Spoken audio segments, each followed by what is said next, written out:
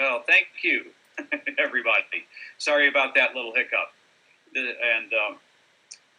slide you missed wasn't, it was just this, a little welcome to the presentation. It's been an overview of the original TCRP. We began this phase in 2012. My restoration efforts on site began in 1999. If I get much of a chance through this, we'll talk about that, how this evolved. But I don't want to go down memory lane too far because it'll lead up a lot of our time. The current conditions are worth talking about and how we got here since 2012. And this was about 3 years later, at least 2 years after that, so 2014, 2015, probably 2015, that this photograph was taken. I don't recall what the rainfall amount was. All of this water you see is coming through one curb cut and a culvert that's just beneath these grasses right here, 18-inch culvert. That drains 16.5 acres of impervious surface, primarily from the Roosevelt Middle School and the bus parking lot, soccer fields, and playgrounds associated with the two schools. This particular part of the project is, oh boy, and now I get a telephone call. Hopefully that won't keep ringing. There we go. My apologies for the background noise, it threw me off. This site, the way it is formed right here, is 3 basins. We have number 3 back here, number 2 is in here, number 1 is here, and this is a bioswale from this cottonwood on up to here, and then we have a primary detention basin for grabbing sediment load, heavy sediments. Everything else gets filtered out through grasses and forbs, as you'll see later, separated by 1 stone dams. Every one of these sections, this one here is separated with a 1 stone dam that is equal to the bottom of the pipe coming in, which is the lowest water source coming in. We did that so no water would back up in the stormwater system upslope. So we're capturing everything without impeding the flow of it from upslope. But also, if you get just a dribble of water, if you get a little bit of water, say a few hundred gallons, perhaps 1,000 gallons or so, it'll be 100% contained in this very first one. So all the sediments, all the pollutants, all treated early on instead of transported through the system. If water continues coming in, then it'll go through the bioswale, and when it hits the 1 stone dam, it then goes from a trickle to much deeper, and it'll achieve about 12 inches, maybe 13 inches of depth here, and the bank full conditions are quite wide, as you can see. So it really spreads out, slows down, and if more water keeps coming in, then it goes over a spillway and into this basin number 1. All along this series are soil sponges, which I'll show you how we construct and why we construct them, why we install them. But as this thing here fills up, this is your primary detention. We go into secondary detention. So the suspended solids get lighter and lighter, fewer and fewer as we go through each treatment train. So this is the concept that can be done just about anywhere in an urban or even rural environment. In this case, it runs parallel to the creek. You'll see in some upcoming slides our location. But this does run parallel to the creek. It's above high water mark as determined by the Corps of Engineers. So we can have our way with it and move that water around in a nice sinuous manner and infiltrate copious quantities back into the subsurface flow, which is our objective. It's not to detain water and just hold it on the surface. We are all about infiltrating it as fast as we can, really, and capturing or temporarily detaining as much water as we can. So with that, let's move along. You've all heard this. I butchered it just a little bit. I would like to also say it's very much like Brad Lancaster's slow it, spread it, sink it. I would just like to add that the very first thing you want to do before you, and it's really part of slowing it, is interception. Think about what your interception is. That's the first and highest point of leverage for maintaining water in the landscape and keeping water high on the landscape, and making that water work hard for its right to leave your site or to roll down slope. So this is just another way of saying, get in the way of it, slow it down, make it crawl, and if it's crawling, give it a blanket, right? Let it curl up in the ground and not evaporate. We don't want it necessarily going to Oklahoma. Not that I have any issues with Oklahoma. Just saying, if it falls here, I'd really like to keep it here. And that gives us the opportunity to develop very complex soils that's going to treat polycyclic aromatic hydrocarbons, most of the pollution that's going to be in this rainwater, besides silts and gravels and stuff. I wonder why we have a problem with stormwater. Anybody want to venture a guess? This is just a little bit of an aerial of beautiful downtown Tijeras. Interstate 40 up here, eastbound's to your right, westbound to the left, obviously. We've got US 66 running through the middle of it. We have Tijeras Creek coming down from sources at the top of Cedillo Hill, and then up North 14 to San Antonio and beyond. It's a huge watershed. I'm not prepared to talk about the whole expanse of this watershed, but it's really quite large, quite productive, and it feeds a really important infiltration zone for the city of Albuquerque's aquifer.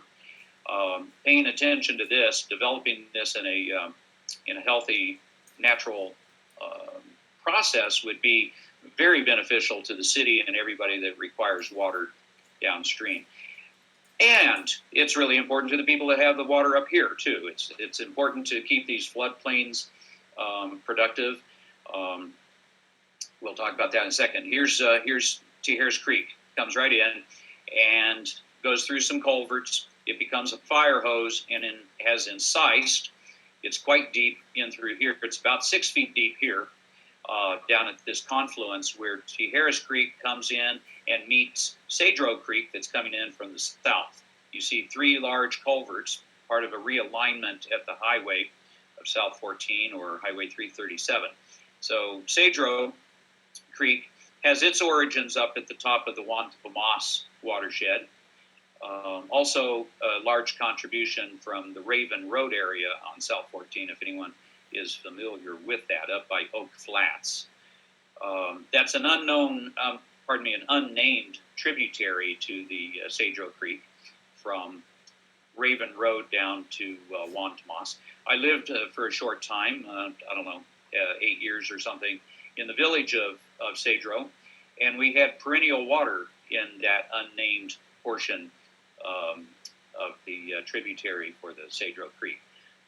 Crawdads all the time, everywhere, and we would get our water for our chickens and our household pretty much from that creek. It has not been perennial since, probably the late 80s. It began hiccuping up there until it went dry. So kind of a shame. But in the 70s, mid to late 70s, it had pretty good flow, always dependable, always water. Alrighty, it comes in. It shoots in now with a lot of force and high velocity, and it downcuts here, joins another downcut, and is very incised all the way down through this little area here. This is public safety complex right in, this is Roosevelt School. This is the public safety complex. Some of you may be familiar with it. It is a little bit outside of our watershed. It's part of a sub-watershed. And then here's the main school and the bus parking lot that is contributing to the 16 and a half acres of impervious that we're treating right in here. And then this is A. Montoya Elementary School, and I don't know what the square acreage is here. I haven't ever actually measured it, but it contributes also quite a bit of water to our west complex. So nice little overview. You see the cement plant coming in over here. This is an arroyo that really blows out, especially when they have a big rain event like 1991 that deposited untold tonnages and cubic yards of dirt that altered the course of the creek, forced it north, and further cut it off from the floodplain. So At this point in time, there's no connection to any part of the floodplain at all within this 12.5-acre portion of the Bernalillo County land. I aim to change that, and I aim to change it all the way down to the Rio Grande if I live long enough. So I'll need a lot of help from y'all. This area right in here was the historic floodplain prior to the realignment of the culverts. You had another extension of the floodplain in here, which we are now going to be able to reconnect to. Also down in here a section, and over here a large section, and then over here is a gigantic portion of abandoned floodplain that we will reconnect to. So that's the overview. That's where we're headed. This is where we're at right now. You can see the incision. You can see that the floodplain is no longer useful. It's just draining out and desertifying, getting some woody perennials, mostly Siberian elm. Dalmatian toadflax is coming in through this section. This is a portion that's on private land. And so there's that. That's a disaster. You see these kinds of things, and it can just make your heart break. It's just full of Siberian elms, still to this day, even though I've removed many, many thousands of them. There's still a lot more left. Just a little illustration of our project site. Here's the bus parking lot for the school. Visitor parking here, so when you come and visit me, you can park here, or sometimes during the summer, here. And you can also park at the Los Vecinos Community Center and walk across this very nice pedestrian bridge and get a good bird's eye view of the creek upslope and downslope from there. And you have easy access to our whole project site. There's some signage here in the front. We hope for some money somewhere down the line to develop the interpretive trails that I've been sort of roughing in as we go. Here's your watershed that's feeding our project, and the outline in red is our project site extent. The blue line is the thalweg of the creek. And so you can see about 2/3 of the water is handled through one curb cut and one small 18-inch culvert. You can call an 18-inch culvert small. Over here again is a Montoya contributing about 1/3 to the volume. And so there you go. Our site presently, the east complex by itself handles in physical storage is about 80,000 gallons. It's hard to wrap our brains around it because the infiltration rates now are so high that as water comes in at a pretty good clip, we find the water levels dropping in the basins after the surge. So infiltration rates are getting pretty good. We usually drain out 100% of the basins within 12 hours. There's one basin that might take as much as 30 hours, 36 hours to drain out, depending on how saturated it got previously. So there you have it. We also measured during a 1/4-inch rainfall event, just a little under 1/4 inch, about 2/10. We've got about 200,000 gallons of water passing through the system. So with the stilled water in place, the initial water, that's your first flush. That's the dirtiest water. That's the water that has most of the pollutant and the sediment load. So that water gets in, stays put, and the new water coming in finds a channel around through it. And you'll see some evidence of that in some pictures I have. It's kind of I just learned about that or recognized that function about a year ago, realizing that the first flush is just by accidental design, actually stays put in these basins for much longer than the later rain that is coming in. So that's working to the advantage of bioremediation. Really happy that that's the way it is. I want to give a huge thumbs up to Bernalillo County for getting behind this project and buying in such a big way. They've just contracted out a grading and drainage plan with Watson Environmental. This is part of that work. You can see our basins down here, existing systems. We have new check dams that will be put in later as we redirect the water back onto the 1991 and previous floodplains. So we're really looking for some dynamic change here, thanks to them. And this is kind of what we looked at this is what it looked like in 1991. Now, this picture was 2012. We had already removed several thousand elms, but this is a slightly different area from where we had removed them before. And this is when we got serious about redesigning it. I had under-designed it in 1999 and 2000. And it worked, but it could have been so much better. And I didn't have a lot of money. So it languished after a while, and thanks to the Ciudad Soil and Water Conservation District and Mr. Steve Glass is the chairman who took over after I left, he was able to round up a few bucks to get us re-energized. And after that, I adopted this project as mine.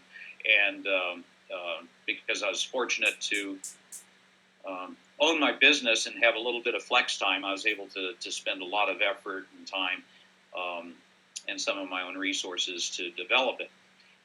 I think that helped get it going, and of course now it's on a roll because we have so many partners. But look at the density. When we first got in here, we did a stand count, and we had 1,250 elms per acre. Per half acre, 1,250 per half acre. You want to know what that is like? It looks like that. Those were measurable stems at 1,250 stems per half acre. We weren't counting things less than an inch in diameter.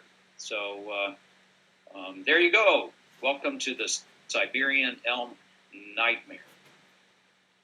If anybody thinks that this is a tree that belongs here, I'd really love to have coffee with you. Head cuts were prolific. We had 7 major gully systems tied to head cuts, one of them threatening the parking lot of the school there, the sidewalk alongside of it.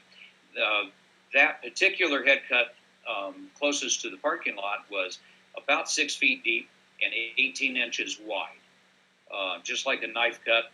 And then that led to a gully which branched multiple times prior to hitting the creek bed. So the soils were being lost at breakneck speed. You can see here the undercutting, the sloughing. We've got a huge cavity under here, thanks to cohesion of water. It's actually designed to just take this soil and wash it away. And the elms are perfectly suited for not holding a bit of that soil. Those coarse roots are totally inept at holding soil, unlike something like Apache plume or you name it. You name the native species. But I have a lot of luck with mountain mahoganies and Apache plume, chamisa. The regular actors that we have out here, and of course the grasses are really good at holding the soil in place. Siberian elms, not so much. I don't even give them a D-. They fail. They fail just like Ailanthus fails. They will not hold the soil. The water washes away from the roots, and then the tree, once it's about 12 foot tall, just falls over, and the erosion continues. So I'm a little passionate about this, folks. These head cuts are really something.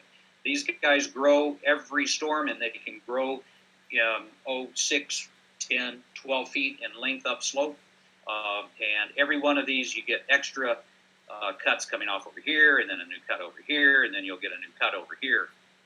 And so it just grows exponentially. We must do everything we can to stop that insanity. Head cuts aren't particularly natural from my perspective. It is a natural response to what we've done to our watersheds, but we can totally avoid it. So you'll see some methods to do so. This is what it looks like a little bit. This is just a view of the cut and herbicided Siberian elms. We use Garlon 4 with an oil and painted the cambium of each tree. I'm particular about that. I insist on a 30-second rule. As soon as I cut it, we paint it. If you wait a minute, you're going to forget which one of the dozen trees you just cut, which ones you painted, and which ones you didn't. That's true if you're working by yourself, and it's even more so if you're working with teams of people. So cut and paint. Don't cut more than you can paint in 30 seconds. And I get something less than 25% regrowth out of that. That's pretty manageable. We hand chipped everything. We haven't had the use of any large grinders, which would have been very helpful, but I happen to have a chipper, so here's Mr. Kevin Bean donating a lot of his time to the cause. We had a lot of volunteers. Well, actually, I paid him, but we have a lot of volunteers.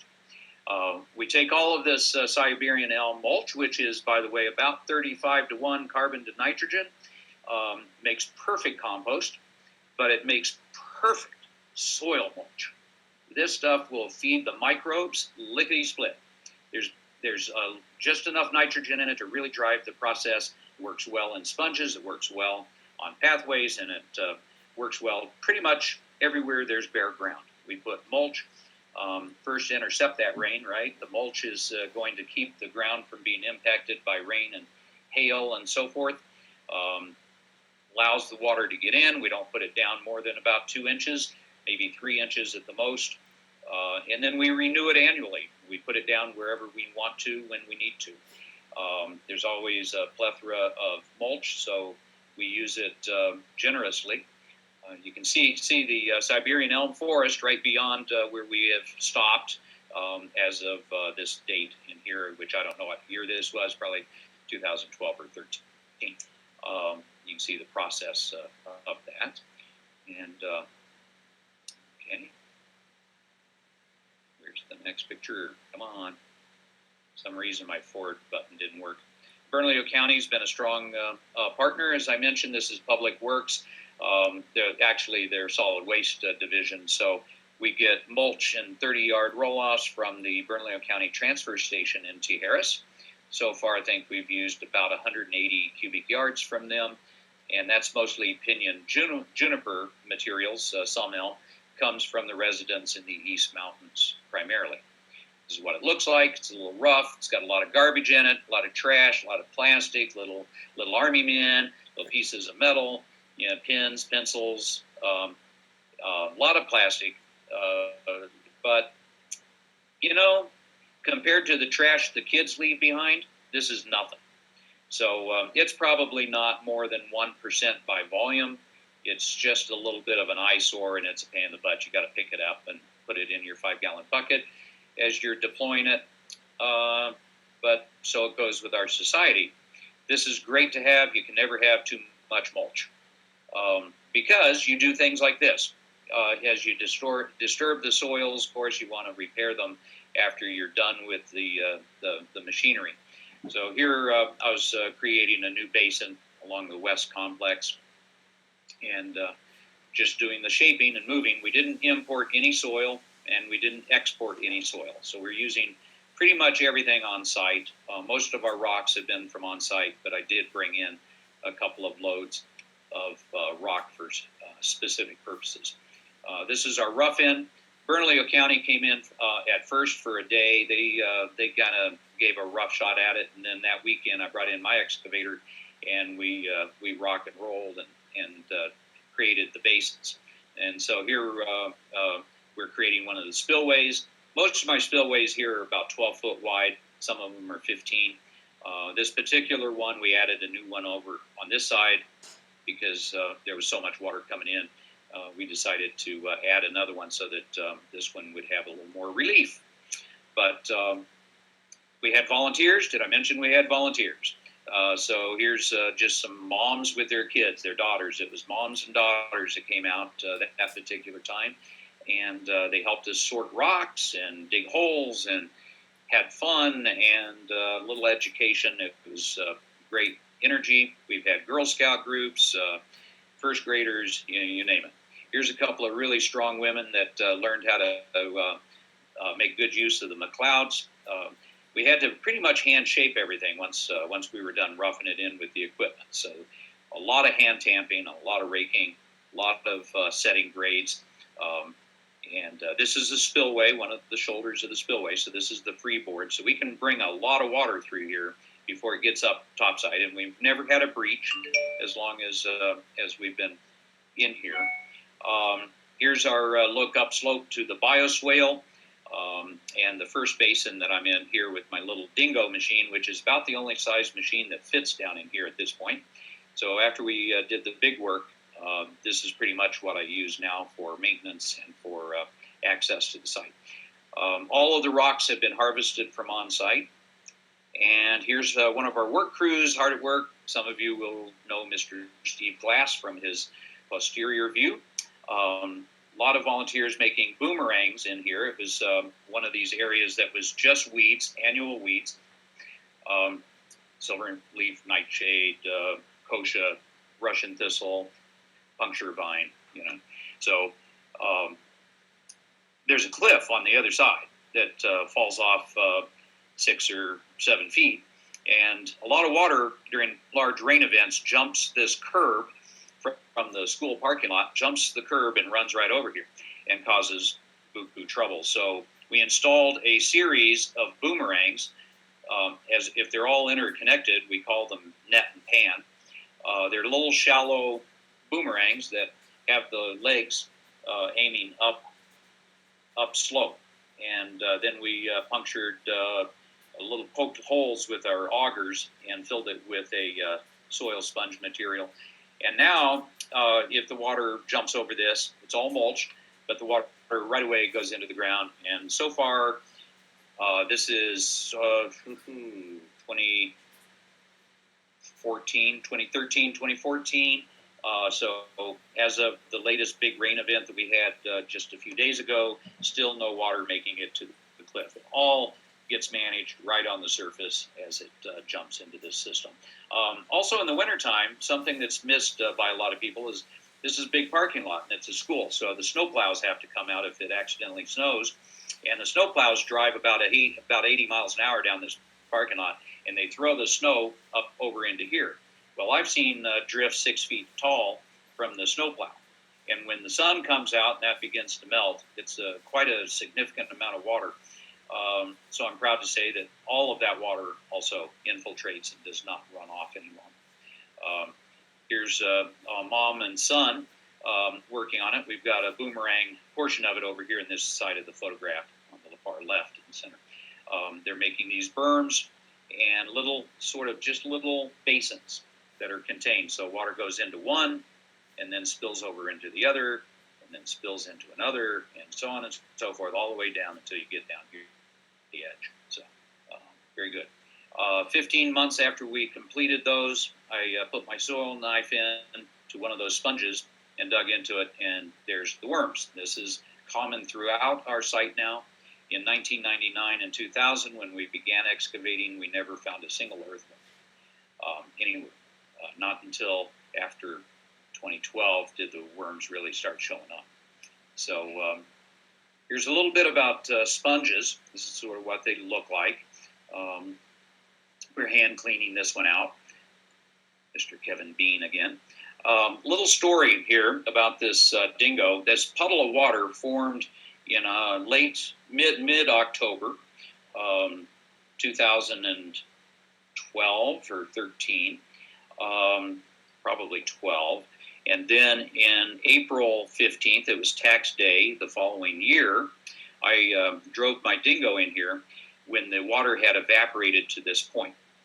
Up until then, none of this water disappeared that had been in this basin. And I'm scratching my head thinking, now this is tighter than bentonite clay, right? So I snuck up on it. I put my auger in a little bit, as much as I could at first, and I popped it up just a bit. At that point, the soil was this way up here. I just popped it up a little bit and inspected it, and it was bone dry, 1/2 inch below the surface. So for 6 months, 8,000 gallons of water had sat on it. It slowly diminished as it evaporated. This is only a few, maybe a couple hundred gallons at most. So talk about impenetrable clay. This is one of the reasons I began putting in sponges at Tijeras Creek. This is what the media looks like as I was accidentally inventing it. We now know it is no float blend. It was a result of an accident that I had in my trailer where 2 or 3 products blended together from various projects that I was doing with the city open space people. And I said, well, what are we going to do with that? I said, well, let's put it in the hole, right? Looks good to me. And I did, and it's fresh wood mulch, and it's aged wood mulch, actually compost overs, a little bit of compost, and pumice. And so it's got raw carbon and sugars ready for the actinobacteria to digest and have something to feed on so that they can multiply in huge numbers. And then you have the pumice, of course, that will hold a lot of oxygen and a lot of water also. So you have these aerobic conditions with compost and bacteria and the food for more bacteria to grow. And this is what happens below ground. So we have a couple of different purposes of sponges. And if anyone has time to spend a couple hours with me, we can probably talk about a dozen different ways to apply them. If it's in a shallow, like in a garden system, a rain garden or something like that, where you're wanting to feed primarily plant roots, I like to keep them, less than a foot or at least less than 16 inches. You want the water to not go through them and down past your plant. Where's the feeder roots of your plant? Probably in that top 8 inches. So I like to have shallow soil sponges for that purpose. And you can mix and match to your heart's content. But if you have impenetrable soils, or like I encountered down on Guadalupe Trail and Gallegos Road on one of my projects a long time ago, there's a caliche layer that was underneath there. And it was thin, but you could punch through it with a drill or a jackhammer. And this is the same over here at the Tijeras Creek. It wasn't really caliche, it was just impenetrable clay. And we just drilled down past, all the way down. In my case, it's a 2-foot auger, so I went 2 feet in the ground. I wanted the water to eventually find the gravels from the old stream bed and exfiltrate, and that indeed is what happens. But in the meantime, you get flow of water in here. It fills this thing up. Water attaches to the pumice, water attaches to the wood chips, water attaches to the compost overs. Water starts to displace some of the oxygen, but it can't displace all of the oxygen because of the character of this blend. And you end up with a very nice dynamic aerobic decomposition, producing a lot of humic acids, other organic acids. That all leaches out into the soils adjacent to these holes, because these grounds over here are dry. Water gets pulled to dry. That's the way that's going to work, right? Soils dry out, pulls the water to it. As it pulls the water to it, along goes the happy little bacteria and all the rest of the biota that may be developing our soils into something that we would be all excited to scratch and sniff. So this is how it all happens. It would take me perhaps anywhere 15 minutes, 20 minutes to drill the first holes in there. Now I can put my auger anywhere and drill it in seconds, because our soils now are aggregated. They're full of aggregation and real rapid infiltration. So it works.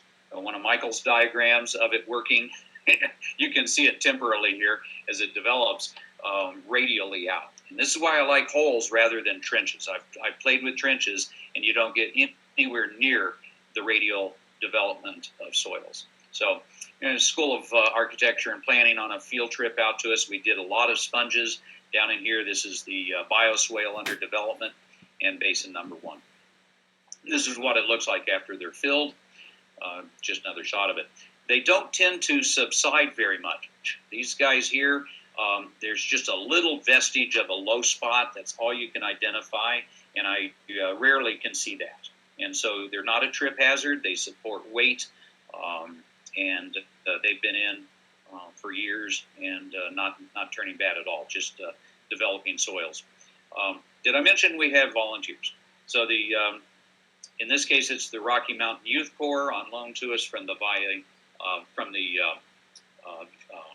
de Oro down at the Rio Grande, and they come up when they have time to donate to us, and I've had them for up to a week at a time, oftentimes 2 or 3 days. But they are a hard-working bunch, always different youth 18 to 23-year-olds, I believe, and one of my supervisors here helping me out. But this is how we get stuff done. It's all by hand. And sometimes it rains while we're in the middle of construction, and that's not real great. These kids straddled this and did a human chain with buckets, taking the rocks from way out here. This was a big pile, and they took them one rock at a time and took it out and placed it. Great fun. Little appreciation there of the group. Also, Talking Talons has been a strong player with us. This is two women that came with the Talking Talons group and helping us redo a spillway that had failed in the early days. We find kids popping up everywhere. Every once in a while, after they get tired, you got to give them a ride out. And, of course, safety first. Very few people got run over by bobcats. I just find this to be a hilarious photograph. The machine was actually locked up, and I'm not driving it like that. But I found this last night. I had to include it. Let's talk fascines a little bit. If you're not familiar with the term, in this case, we're taking branches from Siberian elms because the problem is the solution, right? So we want to take the problem and use it on site. So if we didn't chip up everything, in this case, we have a lot, thousands of elms growing. So we have the volunteers with their loppers and bypass pruners go through and trim out 1/4 inch or smaller branches, mostly. Sometimes I utilize 1/2 inch minus. But we take the nice supple green branches that the elms were so conveniently growing for us, and we weave them together. Trunks and tips alternating periodically, and we can bundle them up with twine or string. Not always necessary. We often use stakes along the sides of embankments. I'll show you some photographs of that in a minute. And you can weave the branches in between stakes and build it up that way. No matter how high your bank is, you can use these fascine logs, as I call them, to stabilize it. These are great habitat development tools, besides being an erosion control technique. You'll see more on that in a minute. This is one of our basins that is at full bank height. When it reaches this point is when it begins to go over the spillway up here that's out of the view. You can't see it in this picture. But the water will fill this basin in before it begins to fill the next basin and go to the subsequent basins. Now, when we dug this, it was in a tight piece of land, and I tried to get as much storage as possible. This is about 2.5 feet deep across here from tip to tip. These stakes, these little things you see standing up, are the tips of the fascines are below that. And this is after the storm has passed and the water has infiltrated, which in this particular basin, the infiltration rate is just about as fast as you can, as the water can come in. As soon as the water stops flowing in, it begins draining out like a bathtub.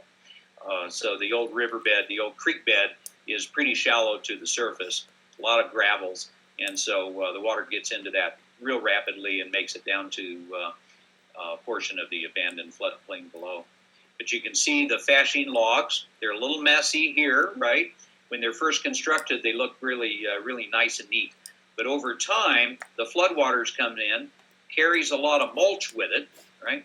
Floats the mulch, and as the water levels go up, the mulch falls into the fascine voids, into the voids of the fascine logs. And so you have wetted, saturated organic materials, including dead bug bodies and probably a few live ones.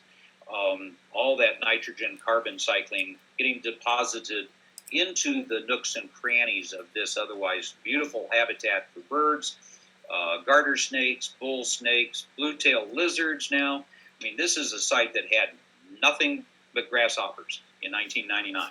We now have deer. We now have all of the lizards, the snakes.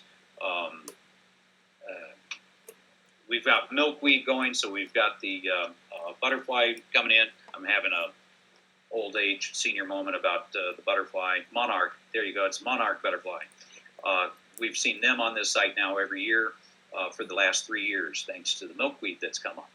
So this is a little messy looking for a lot of people's yards. Perhaps that's not perfect. If it were my yard, I might be coming into here and getting all of this beautiful organic decaying material and take out the water bottle and throw that away or recycle it. But take this and use it where you want to deploy it.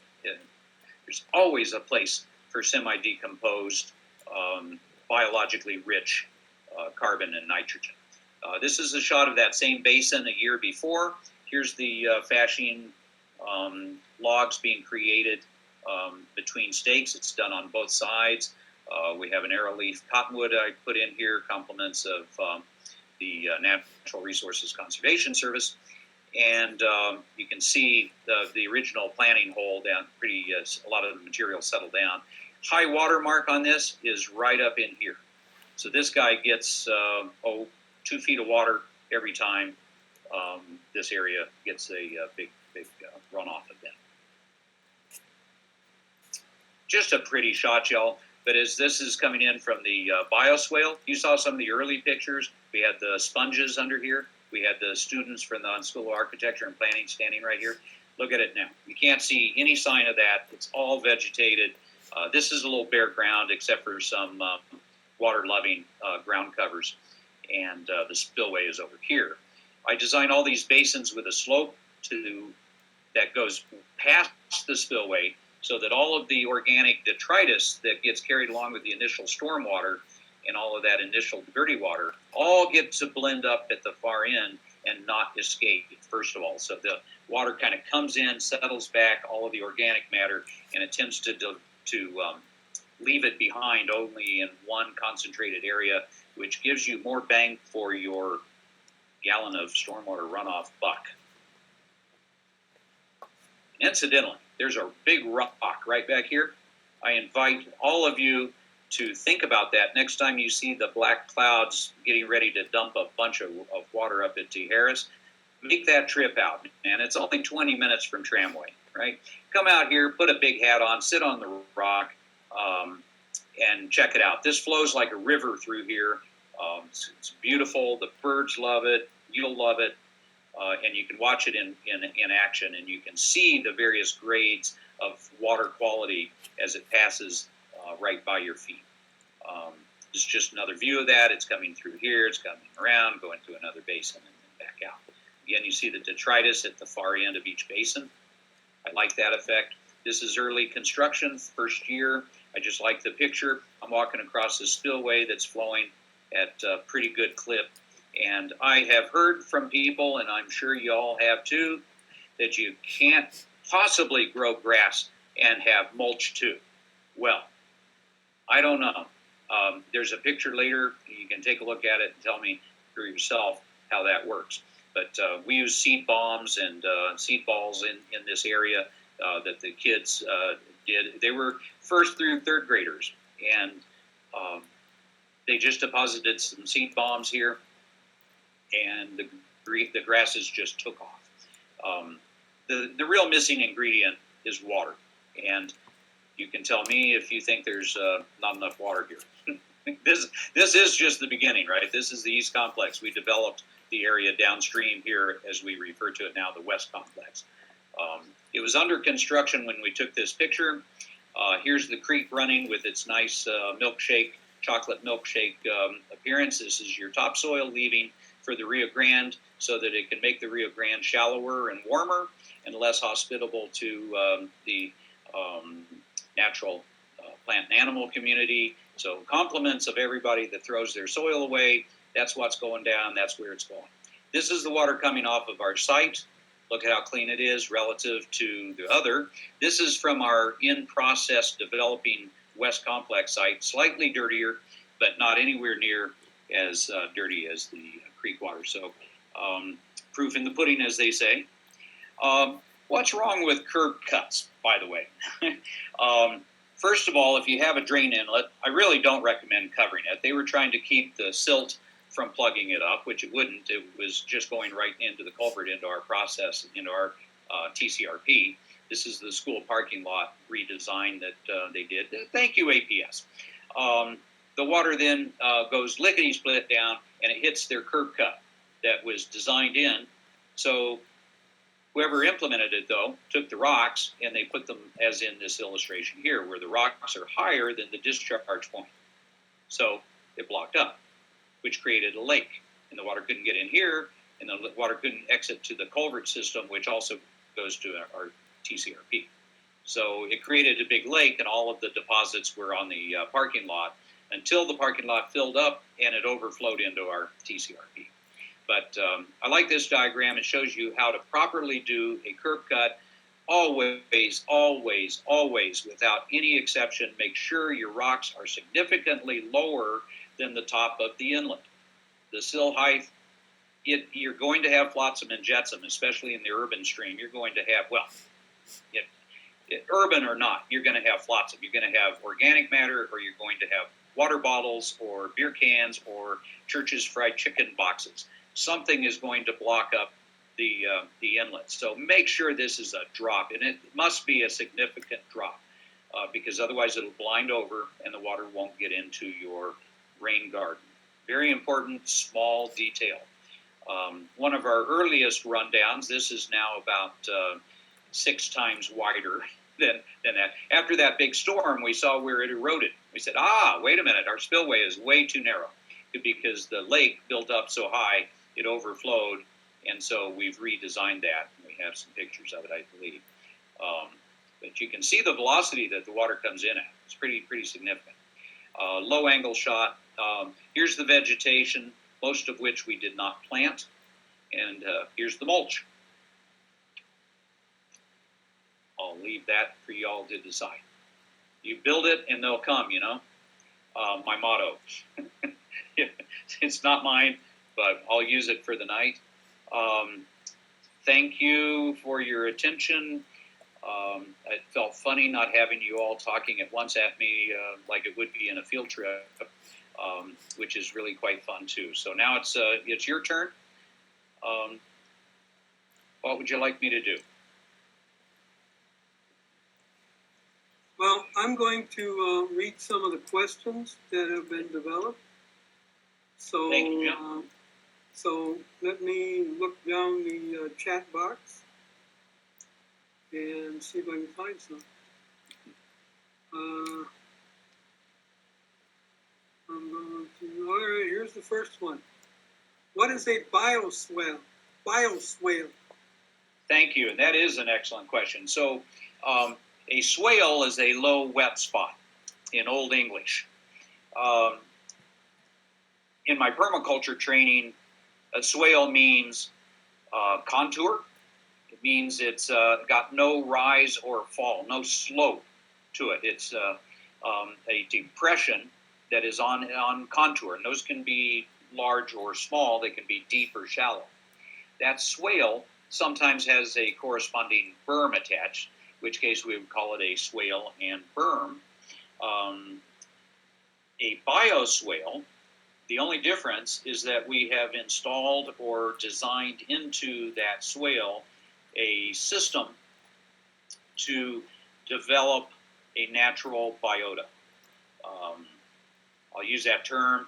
I don't know if I designed for plants or I designed for bugs. I think I designed for microbes. I owe my life to microbes. I think the planet owes its existence to microbes. So a bioswale for me means it's biologically active. It supports a biological community. So that can be microbes or plants, probably and preferentially both. So I hope that answers the question about, one more thing about bioswales. They're, in my application and in most stormwater circles, a bioswale is also used to bioremediate the pollutants that may be in the stormwater. So a bioswale not only is developing healthy soils, but it's cleaning the water too. Those grasses and the microbes attached to the roots of those grasses, Roots trilobatas and everything else that was in there, makes it a bioswale that's also doing bioremediation. All right, here's the next question. What is a one-stone dam? Yes. What is a one-stone dam? I have an illustration in here somewhere. Are you all still seeing my screen? I'm still seeing it. Okay. Yes. Thank you. Let's see if that. Oh, not the picture I was hoping for. Way back. Well, see this line of rocks right here, right along, kind of in line with the top of my machine there. That little row of rocks is at grade. That row of rocks happens the top of those rocks, and the top of the rocks way up here. That's just a single line of rocks about this size that have been buried up to their necks. They just have a little bit of the tops of the rocks sticking up, and that elevation is equal to the bottom of that culvert right up here. That's the lowest point of inflow water. So one stone dam is a row of, it can be a single stone across, multiple stones, one deep, in other words, across, as in here, or it can be 3, 4, 5, 6 of them, or more. It can be the entire distance from this point to this point here. I could have lined it all with stones buried one next to another. And so typically, though, they're 1, 2, or 3 deep, and one stone connecting to the next stone, connecting to the next stone. So I hope that describes it fairly well. Unlike this one that's at a slope, this is not a one stone dam. On your one stone dam, are they, did you say they're like 2 or 3 stones deep? The way I understood one rock dams were they're just one rock high. They are one rock high. Yes, sir. So you are right, Jim. It's a terminology issue. It's one stone high. Usually, you only see one stone above grade, and it's usually a larger stone, and usually buried up to its neck. You might bury 3/4 of it, 4/5 of it, or depending on the boulder and the application, you may be only burying 1/3 or 1/2 of it. So it's a little bit flexible in how you install it. It depends on your particular issue. Here, these rocks have to withstand the force of water coming at it from a fire hose, basically. So the rocks are buried up to their neck. They're deeper in the ground than they are above ground. And in this particular row over here, it was just one row of rocks, one stone dam, right? If indeed you wanted to back it up with another row that is upstream or downstream of it, but connecting to it, then this structure that would be built with 2 rows across there, that would still be a one stone dam. Does that make sense, Jim? Yes. I've been familiar with some of these riparian restoration activities, and they've always tossed out a lot of different terms. And so some of the ones you've mentioned, I've asked the questions even though I kind of know what they are. But I think there's a lot of people in the audience may not. So what is a high water mark? What is a high water mark? Thank you very much. This one stone dam coming across here, say, the water, if it was just an inch deep, if the water was just an inch deep, it'd hit these rocks and it wouldn't go any farther. And it would spread out upslope in an area that's just as wide as these rocks are. That's low water, basically.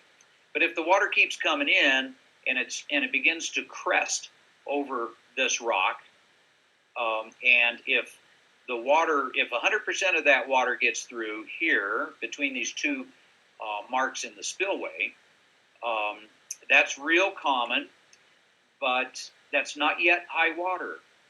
At some point, the amount of water coming in over here, see, some of this water might not be able to get out as fast as it's coming in. And if that case happens, these spillways are angled at a 45-degree angle on the sides, which makes them wider yet. And so ultimately, by design, the high water mark comes just shy of the shoulder. You don't want the water to be able to reach all the way up here and cause erosion. So we measure the high water mark based on the maximum potential for stormwater detention. And we pretty much designed for that so that high water mark is right at the base of these cottonwood trees.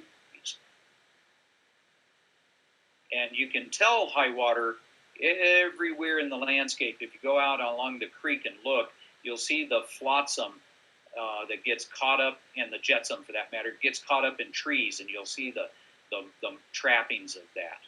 I don't have a photograph of that right here, but that I can think of. But that's my first take at how to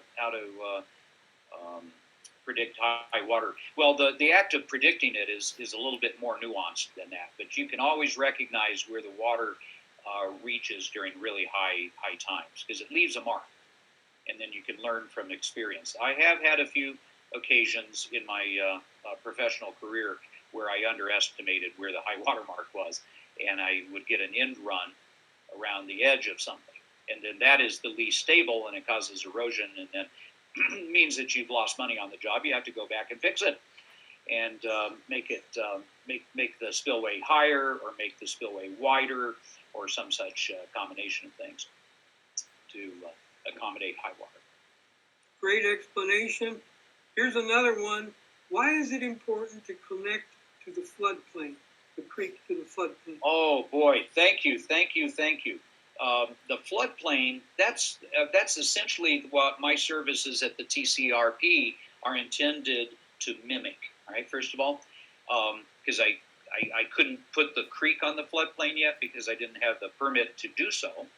So instead, we created our own floodplain.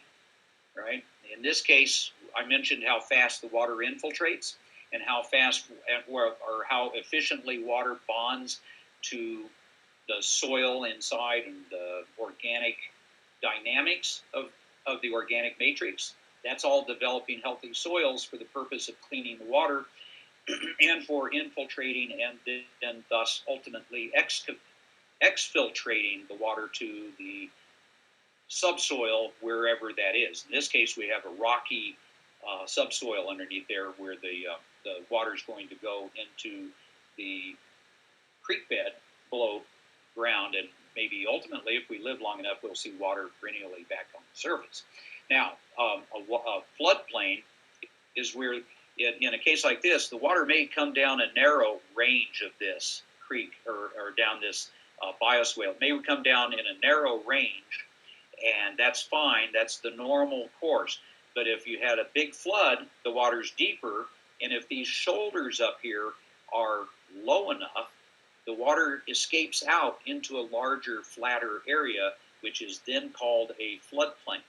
And that catches perhaps 1, 3, 4, 5 inches deep of water, and that goes into grasses and forbs and trees, and down into subsurface flows. Again, really changing the storm hydrograph. I'm going to throw that one out at you guys, because the storm hydrograph is kind of a way of visualizing what's happening. You saw that deep incised channel that I said cut off from the floodplain. That incised channel, if you were to graph the storm flow through there, you would see that it rained on the parking lot, or it rained upstream on the watershed, and it has a little bit of time to come together. It all starts flowing from here to there, and this gutter and that thing and that roof and that asphalt and that sidewalk, and all the water comes together, and then that's lickety-split, doesn't take long, and then the water all comes together in a tight, concentrated, incised area like that, and it flashes through, and it hits the Valle de Oro, and it didn't do any good. You had thousands upon thousands, hundreds of thousands of gallons of water that flows through Tijeras Creek and the Tijeras Arroyo, all the way through Sandia and Kirtland Air Force Base, and yada, yada, yada. and it all the way down to the river, and it didn't do us any good. So the amount of water we received isn't the amount of water we got. We just, because of our human way here, our development, we said, we don't collectively, we, not you all, but we said, we don't really need this water. We don't really want it. We're going to let it be down in these incised channels so that it doesn't do anything, because we have ground aquifer water, which isn't getting recharged by that water. You see, this is crazy making. So we want to not have that incised model where you have a very steep, now you see it, now you don't kind of rain thing, right? The storm hydrograph. You have it a little flat line, then it rains, it goes way up like a needle, and then in no time at all, it drops right back down, and there's no water. And all of that wall of water went through and took out infrastructure, picked up pollutants, went to the river. Okay. Now, if you turn that on its head and you get the water to slow down and get up onto the shoulders during high water flows instead of down into a channel, it gets up into biologically active, healthy soils, the floodplain, and now you have a chance to take out pollutants.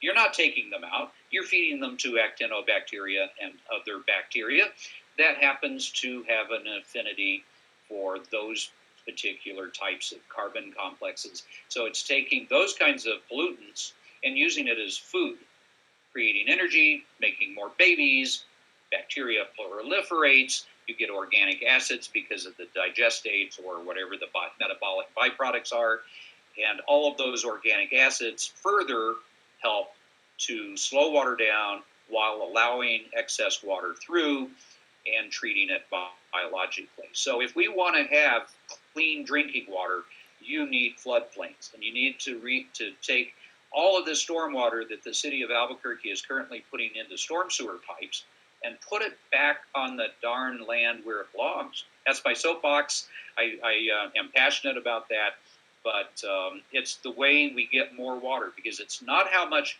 water you get, it's not how much rain you get, it's how much you get to keep. And I would argue that you get to keep less than 1% of what you actually get.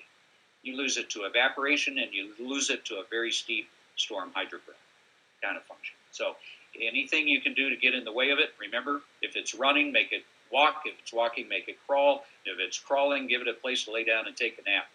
You want that water to stick around.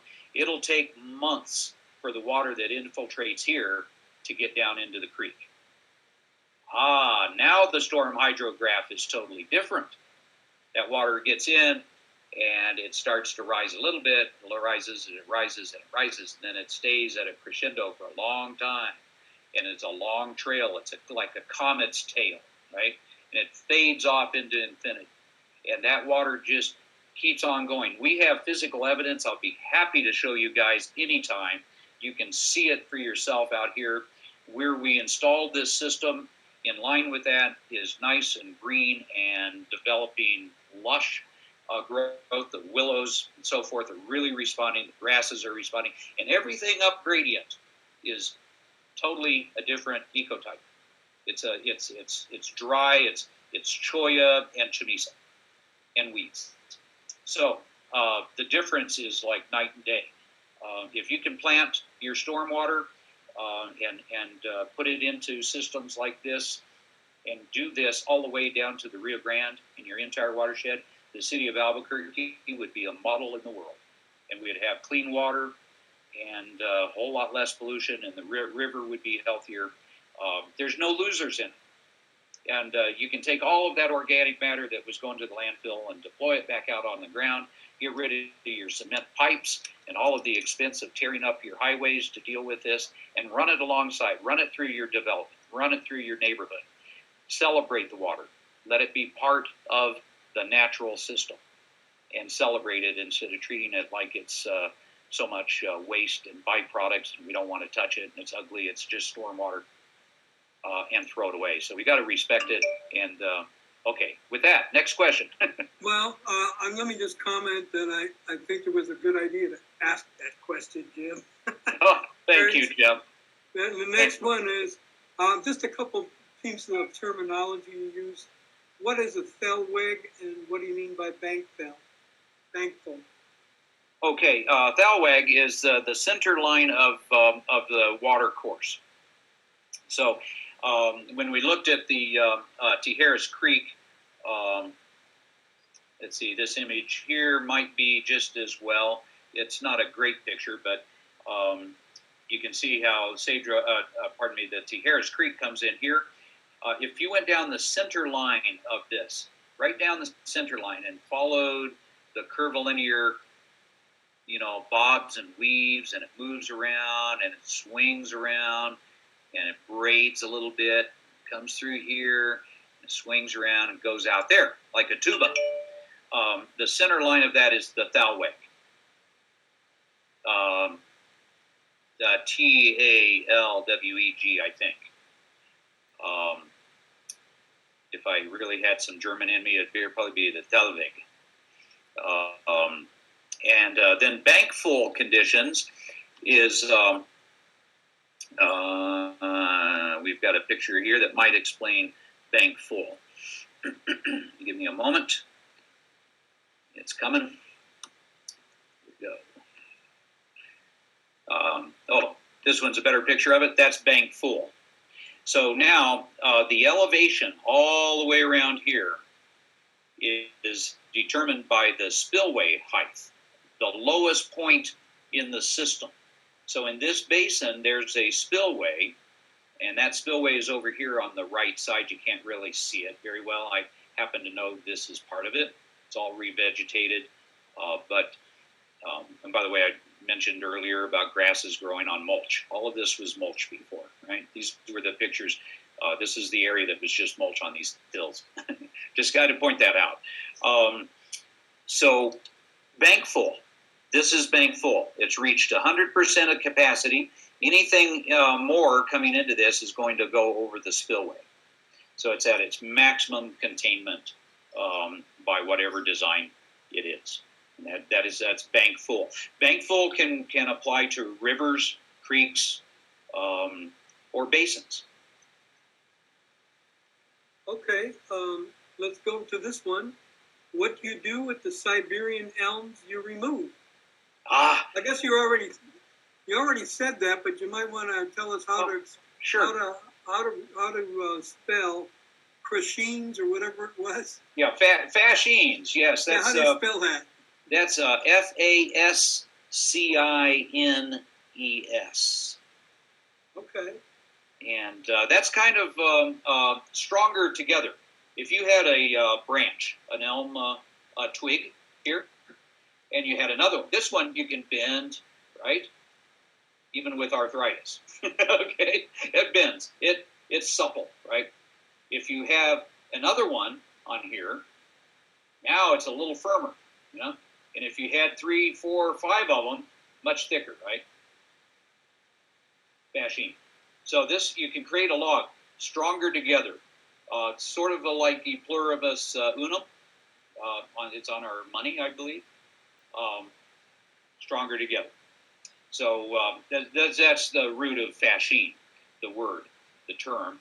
And in this particular application, we're taking branches and weaving them together and making a bit of a roll. And these rolls can be any size. These things can be 24 inches across if that's the desired thing. I typically have them 6, 8, 10 inches, 12 inches. It's sort of like a version of a brush broom. If anybody's familiar with a brush broom, this is a variation on that theme. Very, very useful for keeping banks from eroding and like that. This diagram here shows it in schematic view, and these are just schematic logs, right? They never look this neat, actually. They're really quite messy. Branches go up and out. They go every which way. They lay down. They go laterally. They go up. They twist. They have arcs to them. Branches are very, very easy to misbehave, And so I like supple ones and small diameter ones so that you can beat them into submission and make them fit the shape you want.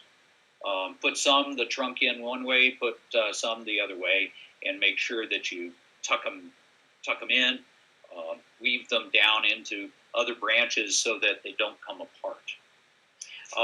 There was a two-part question to your question, Jim. Well, I was just going to mention what exactly do you do with the fascines? Are they serving like a rock barrier or something?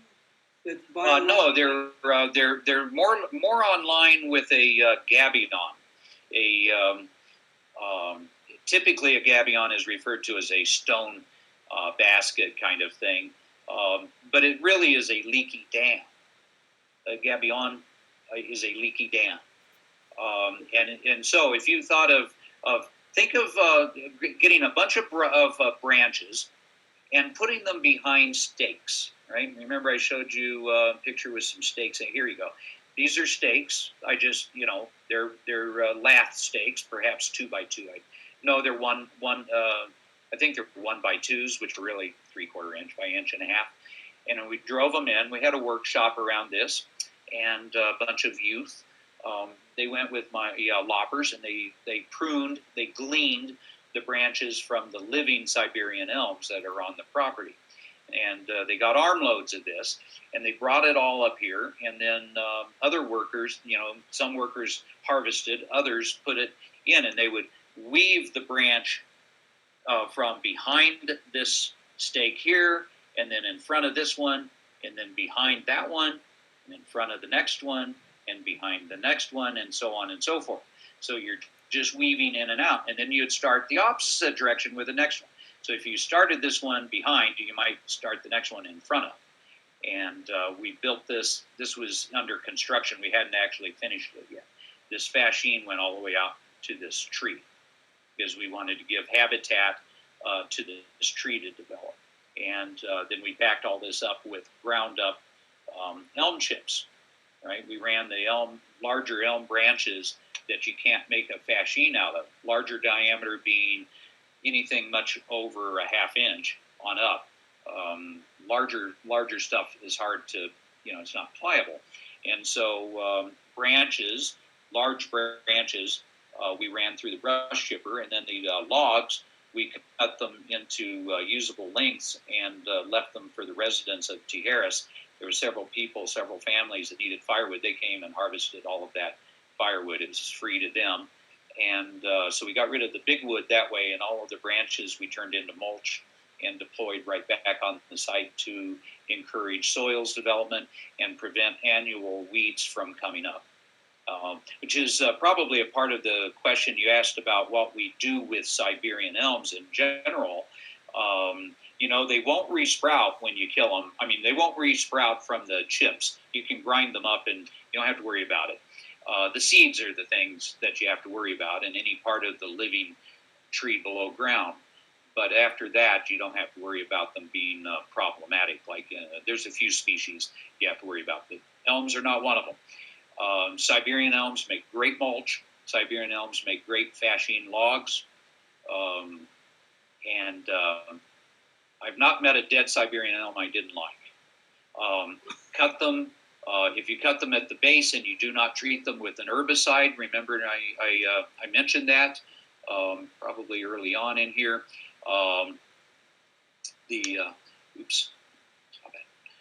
Herbicide, here we go. Remember, I cut the elm. This is the elm trunk, all of these, and we painted around the edge. So you want to make sure it doesn't regrow. But you can also cut these things a little higher from the bottom of the ground and let them sprout, and you can grow your own fascine branches if you wish. That's called coppicing, basically. And Siberian elms take to coppicing quite nicely, and you can get them to be productive. Just cut them before they set seed, because you sure don't want all those seeds in the environment. Does that answer the elm question? Well, it does, but I just want one clarification. The purpose of the fascines on that stream was strictly to keep the bank in place, or is there another purpose to it? Yes, there's multiple purposes. The original purpose, Jim, you were correct. The original purpose of this is to secure what was once a vertical cliff. This was a vertical cut through here. And as such, it would have calved and eroded away. And we didn't want that to happen. We didn't want to have to deal with this shallowing out. And I wanted to maximize the amount of land surface area we had to grow vegetation up above it, which you can see in this after picture. This was just last week. I took this picture. You can see how well the grasses have come in behind the fascine. And that's for two different reasons. And then we'll go back to this picture here. As the water level increases, it gets up into the fascine and it carries all of this organic debris with it. You see all the little mulch and flotsam that's in the water? That water, that debris gets attached to the sides. And if the water level gets high enough, it actually washes it through this three-dimensional matrix, which is, remember, like a gabion. It's like a leaky dam. Those branches are woven loosely, right? They're not just, rigid.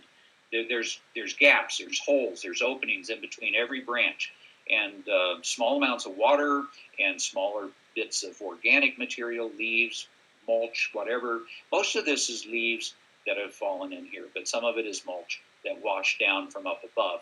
And then that gets locked up inside of here. So temporarily, when you first build it, it's holding back the slope, but it's also developing a habitat for the small critters. So you've got everything from crickets to lizards to snakes inhabiting this. We have a lot of garter snakes that love these fascines. And so they're in there eating what they can get, right? Lizards and maybe grasshoppers. I don't know what all they're eating. And that fertilizes this area. It becomes very rich. And then you add water and more carbon and more flotsam. And the next thing you know, a few years later, you've got that. And so, Jim, the purpose was to hold the side slopes back, but the real bigger rest of the picture is restoration. I want this to emulate a natural backwater in a natural system of water movement. So